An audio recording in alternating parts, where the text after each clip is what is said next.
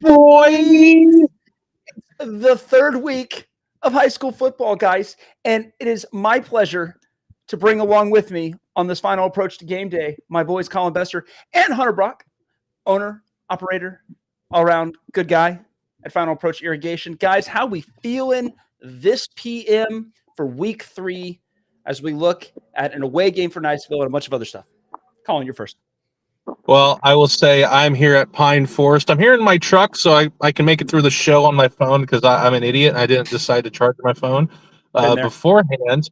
But the lack of pines at Pine Forest is really disturbing. Like what Hunter Brock said before we went live here. They really did cut down the forest to build this school. Now it's a great facility. There's a technical college right down the road here. There's an elementary school as well. I mean, it's a great facility, great campus, but, Niceville is coming in tonight, off a win versus Escambia. They complete the Escambia County sweep of their schedule after this weekend. And, I'm not going to give my pick away, but I'm just going to say I'm taking the Eagles.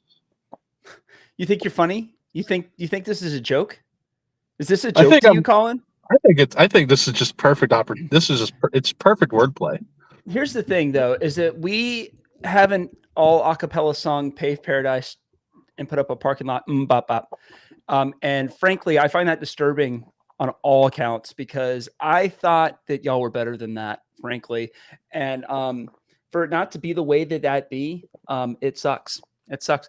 Hunter Brock over at Niceville High School. No, he's not lost. It's just a really good backdrop because there ain't no way I'm going to send my boy all the way to Pine Forest when Colin lives right over there. Hunter, what do they do when there's not a game? Who's over there? What's happening? Well, so actually right now, I'll give you a little peek here.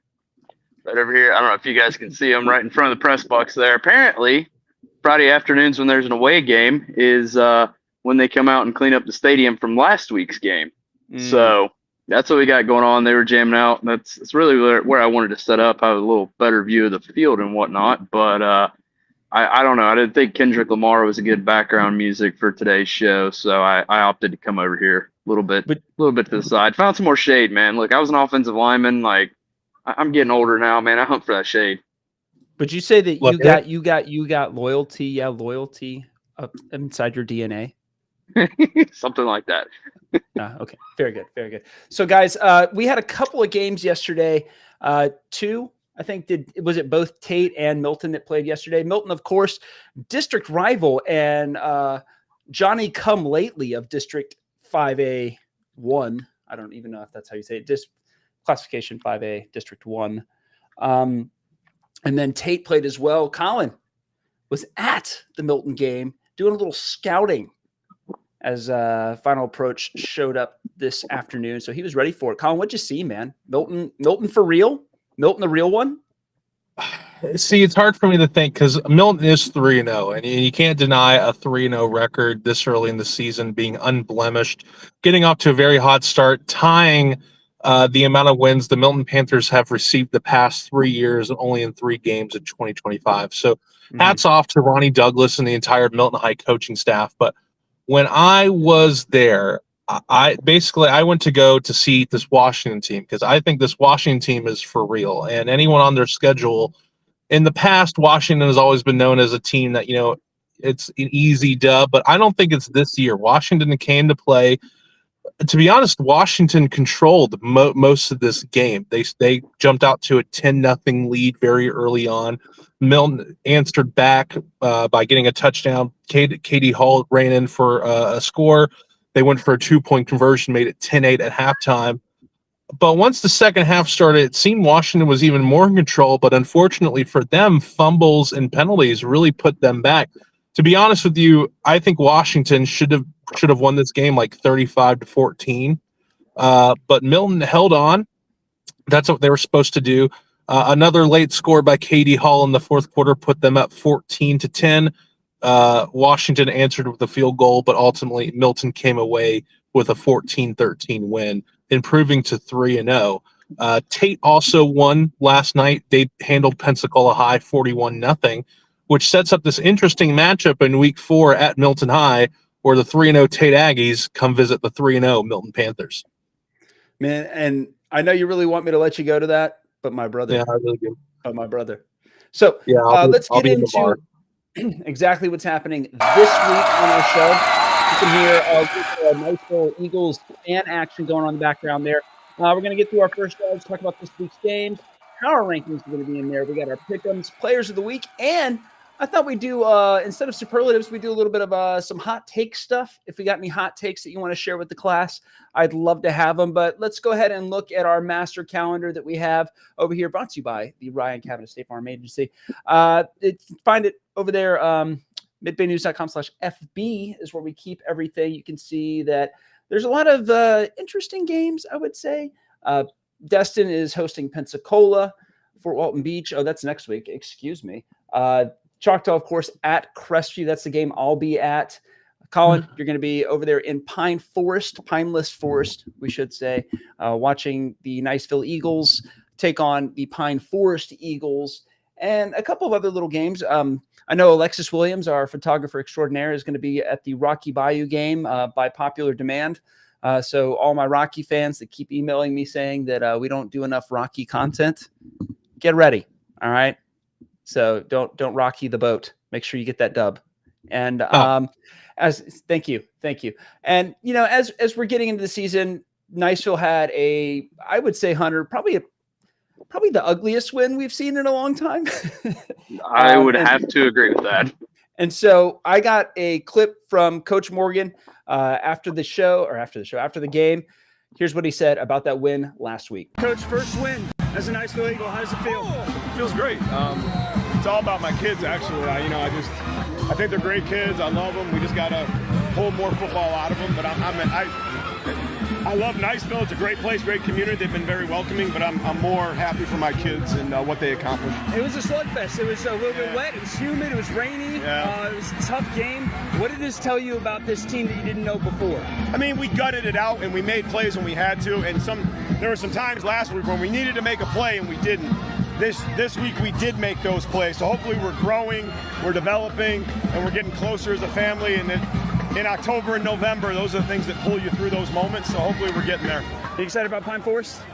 I haven't even looked at them yet, man. I'm excited about my kids tonight, and we'll talk about Pine Forest tomorrow. All right, appreciate it, sir. So a big win for him. It's his first win as a Niceville Eagle, first win at home. And the big takeaway I had, and although we didn't name him Player of the Week because the popular vote didn't demand it, and frankly, there was a better character that played further to the west, and we'll get to him a little bit. But Jacoby Gilliard, Hunter, the running back for Niceville, 2 touchdowns, more than 100 yards as I think like a 14 or a 15-year-old, is pretty incredible. What other things did you see from this Niceville team that either impressed you or made you a little nervous? I mean, okay, Coach Morgan's right. A few times we made those plays when we needed to, but I get hung up on, and I was here just like a lot of other people were watching the game, talking with the folks around me. It was ugly, man. Like, okay, we put 27 points on the board, but I'm shocked. There was times when I felt like we were getting defeated in the trenches. There was plenty of times. I mean, let's talk about the absolute just a huge stack up of accepted penalties. If my memory serves me correctly, that was 20. You guys can double check the stats on that, but I think it was 20 accepted penalties between the teams. Like, that's uncalled for. Like, that's not traditionally Niceville football. Niceville is known to be classy, and so the penalties are what concern me, because if we start playing teams that are, just a little bit more dialed in, they're not going to be putting those penalties out there, and it's going to kill us later in the season. Yeah, and Pine Forest traditionally does have more penalties on the ground, and Colin, you'll have to keep extra special watch on this one this week to see how that turns out. I thought that they got it done, but yeah, that was the closest 27-6 game. I think we were texting during the game, and I was like, this is the closest, I think at one point it was 20-6 or something like that. And I was like, this is the closest 20-6 game I've ever seen. And I don't know, man, it just didn't look like Niceville football, like you said, right? Like lots of flags everywhere. I wasn't thrilled about it, but I felt we were a little unorganized at times too. So it didn't look great. It didn't didn't inspire confidence. But I mean, that's a new team for you, right? That's a team with a lot of skill players that are underclassmen, with the exception of the receiving core. I think that's kind of where we are right now. Yeah, for sure. I mean, I will say it's impressive what we're doing with some underclassmen. So, you know, maybe this year's not our year as Niceville, but we're only going to grow. Our guys are young, so. And I think this Pine Forest game will give us some real insight into just how resilient the team is. Last week's Escambia team was on 2 days rest. I think they had played a game that Tuesday and then come back and played another away game at Niceville on Friday. So I think that we got away with a lot from some tired guys. I mean, you and I were talking at the beginning of the game as they walked in, the Escambia Gators walked into the stadium, and you're like, man, they look tired. And so this is going to be a fresh Pine Forest team, even though they did lose to Daphne in Alabama last week. We'll be looking to see how Jacoby Gilliard and Deegan McCoy and that offense look in this game. And the rest of the games for this week, looking at them, we have Crestview at Choctaw. I'll be there, of course, as I said. West Florida is playing Fort Walton Beach. Northview has got Freeport, a very good Freeport team. Niceville, of course, at Pine Forest, both 1-1. Eaglesview is coming up against Rocky Bayou. And then Holmes County's Blue Devils will be taking on the Walton Braves. And so we're going to be talking a lot more football after this break, so stick around. We got about a minute, and we're going to tell you a little bit more about Final Approach Irrigation. The Final Approach to Game Day is brought to you by the good folks at Final Approach Irrigation. Owner and President Hunter Brock is one of the guys on this show and does a great job making sure that your lawn is looking like you can play on it for game day. They install irrigation systems and design them as well, and they provide even and efficient water distribution, keeping your lawn and landscape healthy while also making sure to conserve water. And if your sprinkler system is in need of an update, he's the guy to go to as well. They maintain and repair sprinkler systems from little broken sprinkler heads to faulty valves and leaks. They make sure to offer you fast and reliable repairs to keep your system running smooth. And finally, they take care of the little stuff that you may not think of that is super important to keeping a healthy lawn. Stuff like making sure that your drainage is properly installed and working. No matter what, Hunter and the folks at Final Approach Irrigation can take care of you. Welcome back, guys, and thank you so much for joining us on the Final Approach to Game Day with Final Approach Irrigation. First game that we want to talk about in depth, and we've already kind of talked about it a little bit, Hunter, but now that Colin's back, I want to talk about this Niceville at Pine Forest game. Colin, you're going to be there tonight. What are you looking for from these two teams, and what do you like about both Niceville and Pine Forest? Yeah, so we'll start with Niceville coming off a 27-6 win. Even though it was ugly, they did come away with a win over probably one of Northwest Florida's best teams in the area. And obviously, by the end of the year, Escambia, I think, will have 7 or 8 wins on the year, so they're no slouch. So Niceville definitely picked up a harder win. But I think the major storylines are Pine Forest. They did handle business against Pensacola in week 1, 29-0. Then they go on the road to Daphne, Alabama, a top 30 school in the state of Alabama, and they lose 32-12, I believe. So I think this is the litmus test for Pine Forest. We know they're a good team. We know they're a good 6, 7, 8 win team. But where exactly do they stack up in the terms of the power structure of Northwest Florida football in this area? So to me, I think this game is going to be one of the more exciting matchups, even though on paper it looks like Niceville should probably run away with this game. I don't think so, and we'll get to my picks later. But to me, Pine Forest has always been a team that in the past has always played team tough. This is a team that Ronnie Douglas used to be a head coach of, state title playoff. I think Pine Forest is like the Niceville of Escambia County. It's playoff or bust every single year. And now you have two teams with that same mantra coming together. I think this could be a very exciting matchup. Yeah, and I think that Pine Forest and Escambia rated roughly in the same place over the last couple of years, especially as, Escambia has not had as many playoff I guess, go-get-ems in the last couple of years, but they seem to always pan out, especially in the MaxPreps rankings, which we're going to get into this week because they work into our algorithm for our power rankings, and boy, howdy, am I not thrilled with it. But again, a conversation for a little bit later. So I'm excited to see these two teams get together. I'm excited to see if Pine Forest is any tougher of an opponent than a tired Escambia team. It's going to be, again, one of those games where it doesn't matter if you're better or worse. You're just going to have to tough it out. And that's what Niceville's going to have to do. They're just going to have to like outfight this Pine Forest team. What do you think, guys? Yeah, definitely. I think it's going to be a brawl. Right on. Well, let's move on to our next team. And it looks like, did I get this right? I did. How about that? Choctaw at Crestview. The Choctaw Indians coming off a very big win last week over Navarre, a Navarre team that, most Navarre teams good for 5-6 wins a year at the very least. So for them to blow them out 42-0 is, I would say, if not unheard of, then darn close to unheard of. Crestview coming off of that week 1 loss to Milton. They had a bye week last week. Colin, as you're looking at this team, especially a team that's so focused on 2 players like Crestview is, what are you looking for in this game tonight? Yeah, so what we saw against Milton, I think, is a lot different than what we saw week 3. The first 2 weeks, we saw rain impact, I think, both of the games. The one for Choctaw and Navarre, and then Milton and Crestview. Obviously, I think rain was a huge factor. But for the Crestview offense, all things go through senior quarterback Zy Tassin. If Choctaw is able to stop him, which I think they might, this is going to be the best defense that Crestview will play probably all year long. If they stop him, then Crestview's not going to get the ball moving. But I think it's going to be a little bit harder to stop him. I think this game is going to be a lot closer than people think.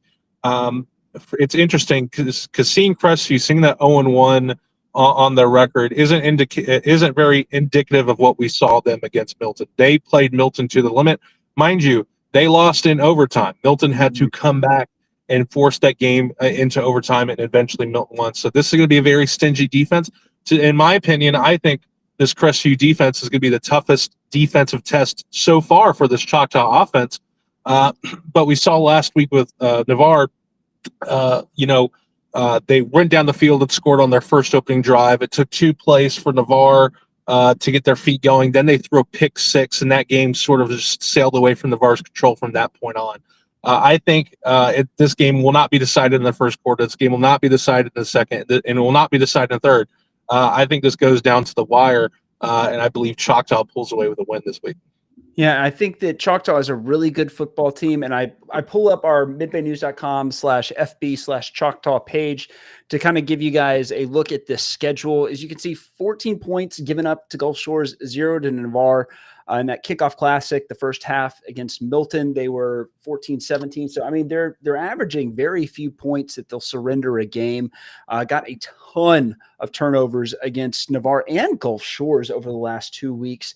So I'm excited about watching this game tonight because I love the Choctaw defense. I think that they're an exciting defense to watch, and I'm looking forward to seeing them in action for the first time this season in person. I think that they're one of those teams that can really impress.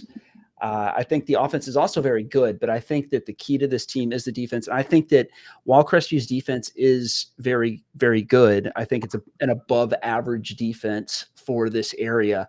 I can't say with a straight face that it's in the same zip code as this Choctaw defense. I know, stunned silence. I get it, guys. Well, I was waiting for Hunter to respond because what you got, man? I mean, how do you follow that up? Yeah, you're right. I think the Choctaw defense has been fantastic, but Crestview defense seems to be coming in pretty good. So I gotta agree with you guys there that it's going to be a defensive game, and I am in agreement with Colin. It's going to come down to the end of the game. It's going to be a fourth quarter game. Like, who knows what's going to happen in the beginning, but the true winning will happen in the fourth quarter. Right on. Niceville, the last game that we're going to cover in this show because we're really just covering the 3 big games. Northview and Freeport. So Northview 0-2 got absolutely slapped in the mouth by Destin in that first week. Freeport looking really good. They have probably one of the best quarterbacks in the area, according to Colin, and I tend to agree with him. They've also got a great tight end that's going to go play at Louisville next year. They're playing a Northview team that is usually pretty good, but is just kind of having an off year. What do you think, Colin? Yeah, so we had Irish Bill last week, and we after the show ended, we talked at length about the Freeport quarterback Carter Nunez, the junior over there in Walton County, and I think he's probably one of the best quarterbacks in the area. Pair that with, and I don't have my notes on me, so Christopher, tell me his name again. The wide receiver who is breaking all kind of records, has all these high prospects. Julius Miles is the Louisville tight end / wideout that's in there. And then they have Dylan Luthane, who is a transfer back from Walton. So he started at Freeport, went to Walton. Now he's back at Freeport. And I mean, they can run it. They can throw it to the 6'6", 220-pound security blanket in 2A football. You might as well just have like Godzilla on the field at that point.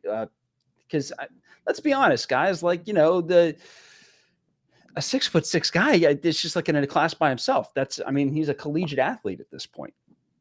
I mean, look at Julius Miles. According to MaxPreps, and I was doing the game notes today, and it shocked me that a wide receiver out of Freeport, Florida, one of the smallest towns and communities in Northwest Florida, is one of the top 30 wide receivers in the country based on wide receiver performance so far this year. He has over 440 yards receiving, a couple tutties, as the kids like to say. This kid is a stud. And when he goes to Louisville and I think at the end of this year, he is going to cause my team, my Virginia Tech Hokies, some problems. He's going to cause the SMU Mustangs some problems in the ACC. Yes, he will. No, this kid is dangerous. And mind you, 6'6" tight end. You don't see a lot of those guys in Northwest Florida, especially receivers with that height and that weight size. So to me, I think this Freeport team is going to be very fun to watch for the remainder of the season. I think by end of it, I know we do Irish Bill does the big schools and rural schools, and they separate them. We necessarily don't, but I think Freeport might be the best small school in Northwest Florida. Like even better than Catholic. I think even better than Catholic. I think Freeport has the offensive production to punch up to Catholic. Catholic recruits. That's why we say that Catholic can compete with anybody, because they recruit their players because they can. They're a private school. But I think Freeport and Catholic, I think that's on the schedule later this year. Mm-hmm. I think we need to go to that game. That is going to be the most fun game of the year. And especially the way that things have panned out in these bigger classifications. I think 2A is where it's at, guys. Like that, South Walton looks really good. Walton looks really good. Freeport has 2A is all the MAC of high school football. Yeah, I mean, and everybody loves Maction. Everyone loves Maction. If people have a passion for Maction, all right. You heard it here first, folks. All right, I'm a big Miami guy over there. So as we're looking into all this stuff with Freeport, looking into, I think that the biggest thing that I enjoyed about this Freeport Jay matchup that we saw last week is how head coach Sean Arntz reacted to this big win over the Jay Royals. Jay is not to be trifled with. Jay is always a very good football team. And they, I think, had a 31-14 victory last week. So, I mean, blue collar knock 'em out victory looked really good. And yeah, like you said, I think we're going to have to be watching Freeport a lot more. But before we do that, let's get a quick commercial break in and hear from our folks here at Final Approach Irrigation. The Final Approach to Game Day is brought to you by the good folks at Final Approach Irrigation. Owner and president Hunter Brock is one of the guys on this show and does a great job making sure that your lawn is looking like you could play on it for game day. They install irrigation systems and design them as well, and they provide even and efficient water distribution, keeping your lawn and landscape healthy while also making sure to conserve water. And if your sprinkler system is in need of an update, he's the guy to go to as well. They maintain and repair sprinkler systems from little broken sprinkler heads to faulty valves and leaks. They make sure to offer you fast and reliable repairs to keep your system running smooth. And finally, they take care of the little stuff that you may not think of that is super important to keeping a healthy lawn. Stuff like making sure that your drainage is properly installed and working. No matter what, Hunter and the folks at Final Approach Irrigation can take care of you. Well, welcome back, guys, and thanks for joining us for the back end of the segment of the Final Approach to Irrigation. Final Approach to Game Day, brought to you by Final Approach Irrigation. There it is. Try and say that 5 times fast. That's all I'm saying. It's the first time I've messed it up. All right, guys. You know, games of the week, we've talked about them, but let's go ahead and reveal our picks for this week. We were pretty much all in agreement with the exception of one game. That's right. The Niceville Eagles. You know, we have a couple of picks over here, and I don't know what happened to the rest of our picks because they were supposed to be on here, but it looks like I might have shown you guys an older iteration.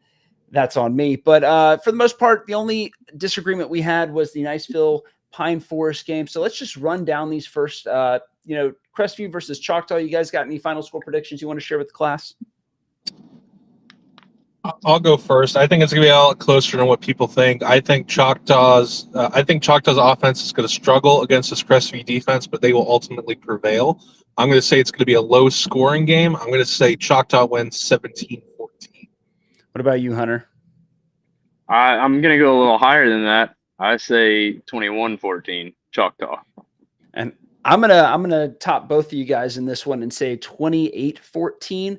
I think that Crestview's offense goes through too few players for them to get a lot of motion on the ball. So I think that there's going to be a lot of short fields for Choctaw at the end of the day. I think that Crestview defense is good, but they don't work miracles. And again, I'd love to be proven wrong because I have to go to Crestview tonight, and I'm going to probably be made to eat my words after this one. So put this one on the bulletin board, guys. Moving on to our next game, we've got West Florida versus Fort Walton Beach. West Florida, of course, visiting Fort Walton Beach. Both teams 0-2 so far. Who you got? No, sorry, West Florida 1-1. Or excuse me, they are 1-1, aren't they? Okay, so yeah. West Florida is 1-1. Fort Walton Beach is 0-2. Who you got in this game, guys? I mean, West Florida Tech's coming off a very big win last week. I think they have the offensive firepower to do it. Mind you, they beat Booker T. Washington last week, and I said Booker T. Washington is for real, and they proved it last night. Even though in a loss, they're a contender for a district title, and I forget what district they're in and who's in there, but look for Booker T. Washington to probably get a playoff spot at the end of the year. I'm taking West Florida Tech. Nothing out of Fort Walton Beach, and I hate to say this about a high school program because we know the kids and the coaches, they work very, very hard over the summer to get ready for the fall. But there's been nothing I've seen out of Fort Walton Beach that inspires confidence going into this game. I think West Florida Tech rolls big. I tend to agree with you, man. I think that Fort Walton Beach has been down for a long time, and it's going to take a miracle worker. And frankly, I think that Fort Walton Beach had their chance in E.G. Green to pull him in, but when they decided not to take him 10 years ago, I think that stuck, and now he's getting to build something special at Destin. I expect him to stay there. He's already turned Fort Walton Beach down once, but they need an E.G. Green type guy to come into Fort Walton Beach if they really want to make a change. Hunter? Yeah, I mean, we haven't seen anything fantastic or stellar come from Fort Walton in a while, which is unfortunate. And like Colin said, they all work hard over there, but I got West Florida Tech in this one, and I'm going to call it a blowout and a shutout. I'm going to say 21-0. Yeah, I am right in there with you. I think that they'll probably get right up to the running clock points. I'd say probably 35-0, maybe 35-6 if they get some garbage time. But again, I'm not inspired by that team. Moving on to Northview versus Freeport. Northview don't look good, guys. Freeport looks really good. I feel safe saying that Freeport wins this one and gets a running clock. We should have like a running clock alert. We should do this, something like that, like have like a siren running clock. Or is that just mean? I feel like that's very mean. Fair enough. Because this isn't college. We don't bet on teams in high school football. So the running clock, I feel like, is you can just say lock of the week. I Fair feel enough. like that's more appropriate. I feel very confident locking this one in. I really like this Freeport team. This Freeport team, I think there's too much offense for Northview to stop, and it's a shame because Northview, during the COVID years, they won a state title, or they were very close to winning a state title. So, in 5 years to go from the highest to the highs, the lowest to lows, it's a story as old as time in sports. But I think Carter Nunez will continue to show that he's the best quarterback in Northwest Florida as Freeport rolls big in this one. Hunter? Yeah, I'm taking the running clock. I'm gonna say it. We'll lock it, whatever you want to call it. But I'm gonna say Freeport, and I'm gonna put them in the 40s range. Let's put them 42, and we'll put Northview. At most 7. Yeah, I really think that Freeport is, like Colin said, I think they're special, but I don't necessarily think that they'll even win the district. I just think that District 2A or District 1 of the 2A classification is just really competitive, and they've got a lot of really good and exciting players this year. You have to go through South Walton, Catholic. That's not an easy district. You think, right now with District 5A, Milton, Niceville, Mosley are the heavy hitters, but one of those 3 teams is probably going to fall short. I think it's still going to be Milton, but flip a coin for that 2A region to who's going to win that. And who's going to be in 4th, right? There's a world in which South Walton, that's a very good football team, or Walton, that's also a very good football team, or Freeport, that has essentially 3 Division I recruits at skill positions, could be the worst team in the district. And they could have a winning record. Yeah. That's the thing. And so I look forward to those matchups that are coming up a little bit later. But before we get to those matchups, let's do our player of the week from last week. This player of the week is Mikhail Williams over at Pace. And I was going to just tell you, but I figured I'd just show you instead. We are going to pull up his highlight reel here in a minute, just so you guys can see how incredible this kid was this past week. Just incredible runner, lots of power. Moves quickly, finds that open space for, I think, more than what did we say, 283 yards, Colin? Yeah, this kid is a stud. And I hate to say that as a Milton guy, because Milton and Pace, that's a big rivalry. But I was talking with our friend Irish Bill, friend of the show.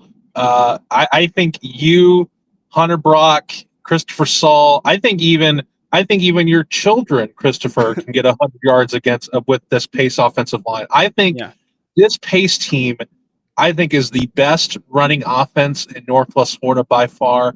I know Crestview is on their schedule later this year. I know another Okaloosa County team is on their schedule. I think it's Fort Walton Beach, if I'm not mistaken. But yeah, this Pace team is going to be a lot of trouble. And Mikhail Williams, Christopher, you and I talked earlier this week.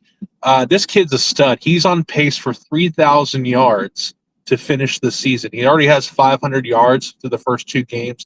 Expect him to get a heavy workload tonight, and I think this guy is going to be one of the players of the year come year's end. Yeah, I think he is one of those guys. Hunter, I think he's a very, very talented running back. Don't get me wrong, but this offensive line, I know there's a Division I commit for Florida on there, but as you're watching these blocking patterns, what do you think? What are you seeing right here, man? So let's just start off with traditionally how I know Pace. They've always been good up front, both sides of the ball. We used to play Pace when I was in high school, and that was actually a pretty big rivalry. Shoot, we got into fights at offensive line camp during the summer over at South Alabama. But anyways, so they've always traditionally been very well coached up front. They just are dialed in, and looking at this, it's really hard to see on the screen right here, small, but it looks like it's no different. They're working in unity. They're playing as a team here, and they just look good. They're not getting defeated. There's a couple of stalemates here and there, but I mean, traditionally up front, they're a solid team. So when you're talking about a running team and we're talking about a running back here, it all starts up front. I mean, yeah, a great running back's going to do a lot with a little, but you got to have that offensive line to produce the numbers you're talking about here. Yeah, I mean, Yeah, one more thing as a former offensive lineman to me, because I was able to, I'm looking at the video now, is that this offensive line is able to create gaps for Mikael Williams to get to the second level. And then once he gets to that linebacker core and that secondary, it's really on him, and he's able to make guys miss. So if he doesn't have college offers now, there's probably 30 colleges who could use a running back like him in Division I football. Even your SMU Mustangs could use a running back like darn that. tootin'. I was just about to say it. I mean, Brashard Smith was a guy that they converted from a wideout to a running back, and he's doing great. Don't get me wrong. I'm very happy with it, but it never hurts to have a full stable of Mustangs ready to go, especially with that ACC campaign that, we're going to have to go through every single year. And I mean, eventually we're going to have to play be the Virginia Pony Tech. Express 2.0, Christopher. That's Think what about I'm saying. it. He could be Eric Dickerson. We'll get him a gold Trans Am. We're allowed to do that now. All right. Yeah. People are like, wait a minute, that's not fair. How could they do that? It's not right. And to them, I say, I don't care. I like it. I think it's fantastic. So see, the thing about Mikael Williams is that it's going to be very hard for another player, I think, this year to win Player of the Week over his stat line. I mean, I think if he has another performance like tonight, I think we should just give him honorary Player of the Week going forward, and just have two. Because I mean, this dude's a stud. I mean, yeah. I mean, don't get me wrong, a Niceville homer here. Not going to lie about that. But I was like, Jacoby Gilliard had a very good football game, right? He had 130 yards, he had 2 touchdowns. He's a freshman. And I think that he is an outstanding football player. But when somebody doubles all your stats, you can't look, it doesn't pass the smell test to vote for him. Not when somebody is this good. And I'm frankly a little bit terrified and not terrified, excited, thrilled to see. I think Choctaw plays Pace later this year. I think they're in the same. They are. Yeah. So, I mean, to me, that's going to be a fun game. And where is that? Is that here? If it is here, we'll go to it. Let's see. Pine Forest. Oh no, they're not on the schedule. That's too bad. What are the Okaloosa teams that Pace has to go through? Because I know they have a couple more games. All right, let me pull it up for you guys real quick because I built a map because I am a dork. And so let me get this puppy up real quick. It's a good map. It's a good map. People look at this map and they go, wow, that's a good map. And I say, thank you. It is a good map. So zoom in a little bit. You can see the different lines. Those are all the different districts. So let's pull up Pace. Pace is, okay, there's 6A. So they're playing Crestview. Crestview, Navarre, and Tate. So I don't know. I mean, I know Tate's like kind of the hot thing right now being 3-0, but I mean, this kid's a really good football player. I guess we got to circle in Crestview Pace sometime later this year. It's going to be, let's see, when is that game? Oh, well, either way, it's something that I'm almost certain we'll go to just so I can see this kid in person. Crestview and Pace get together in Pace, September 26th. So keep your eyes out for that one. Last thing before we go ahead. No, we're good. I thought that was the same week as Crestview, Choctaw versus Niceville. No, but it's not. That's the week before. Week after. So yeah. So last thing is the power rankings, and guys, until Irish Bill got a hold of these power rankings, put his votes in as well, I was not thrilled with what the algorithm spat out. It had Escambia in the top 10, thanks to the MaxPreps rankings. But take a gander at our top 10 here, guys. And if you're watching along at home, let us know what you think about this week's computer-generated / poll-generated votes for power ranking. Choctaw on top, Pace number 2, Niceville, the fan favorite. That was number 3. Catholic, Milton, Mosley, Tate, Walton, Bay, and South Walton. Gentlemen, start your opinions. Hunter, you got any hot takes on this one? Let's see. I got one that we haven't talked about this week. Yeah. What's going on with Mosley? Man. What happened here? This is my hot take. Didn't they lose to Bay? They lost Bay, man. Oh, what happened? What's going on? It wasn't like a overtime loss or anything. It was like, I think they got them by 2 or 3 scores. Which, when was the last time Bay beat Mosley? It's been several years. It's a big rivalry game over there. It's sort of like your Pace Milton, your Niceville versus any other school in Okaloosa County. Just throw a dart on it.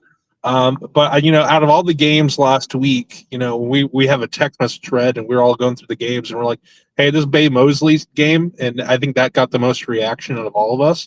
Yeah.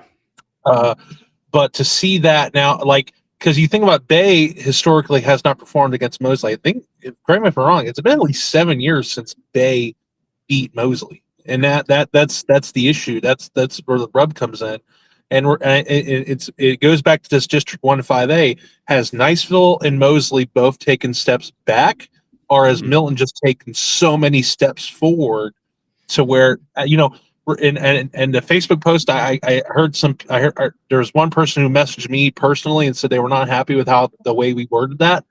But, regardless of Niceville wins tonight, Milton does stand alone in 1-5A as the only undefeated team left. So and Mosley, that is surprising to me. I agree. Last time Mosley lost to Bay, 2022 in a 27-17 game. Bay was the home team, but I think they all play at the same stadium.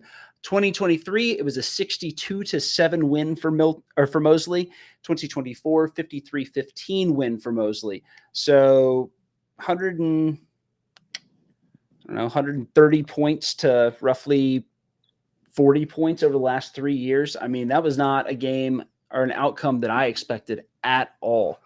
And so it was kind of a pleasant surprise. You like to be surprised in high school football. I mean, that's kind of why we watch it, right? It's why you watch anything else besides your team anyway. The thing that I guess my hot take is that I don't think Catholic is as good as number 4. And I'm with you guys. I think that Walton, South Walton, and Freeport are closer to Catholic than we might have originally thought at the beginning of the season.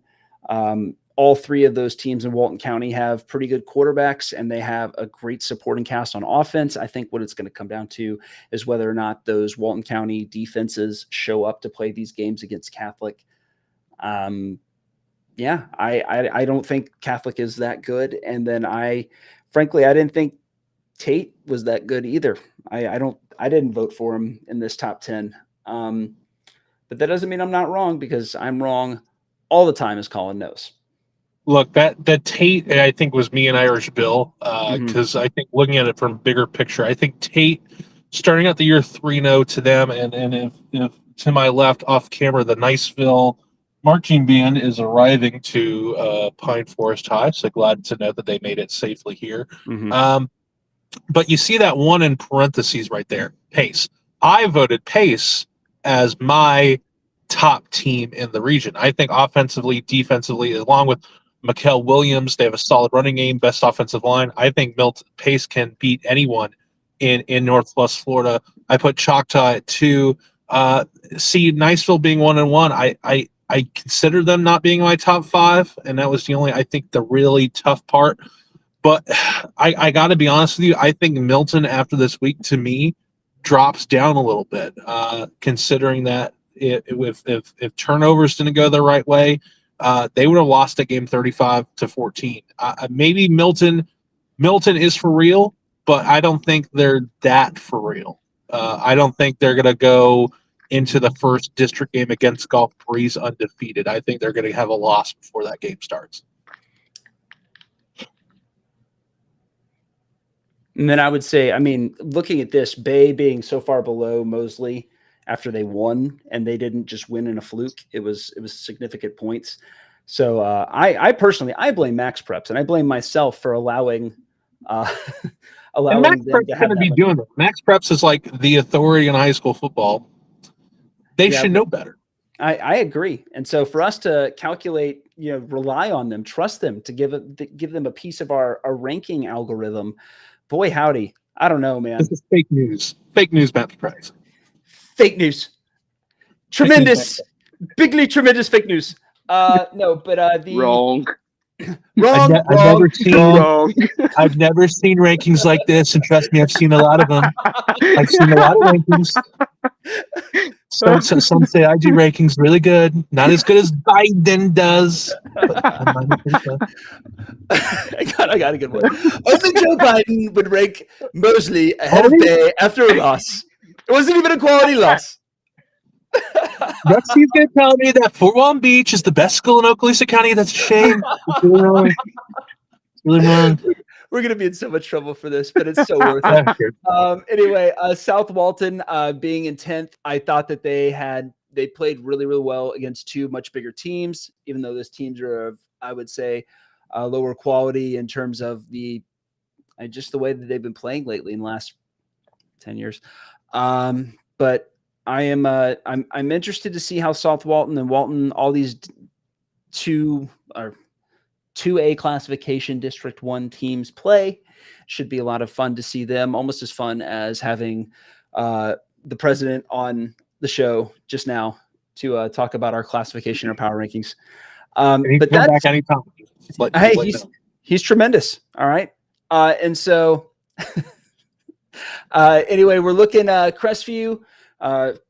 Let's see how they do against Choctaw, guys. I'm excited about this one. Any closing comments as we wrap up this Final Approach to Game Day, brought to you by Final Approach Irrigation?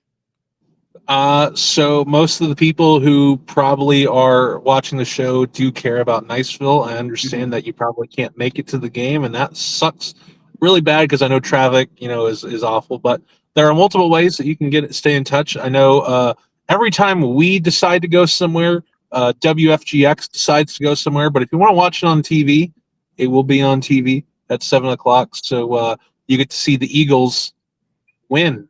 I mean, regardless of the outcome of this game here at Pine Forest, the Eagle will win.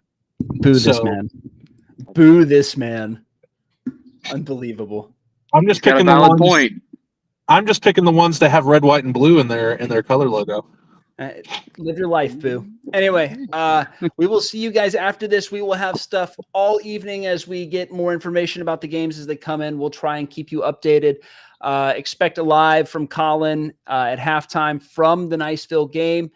He'll be on location there, give you guys an update on both the Niceville game and then all of the district rivals, as well as other games from around the area.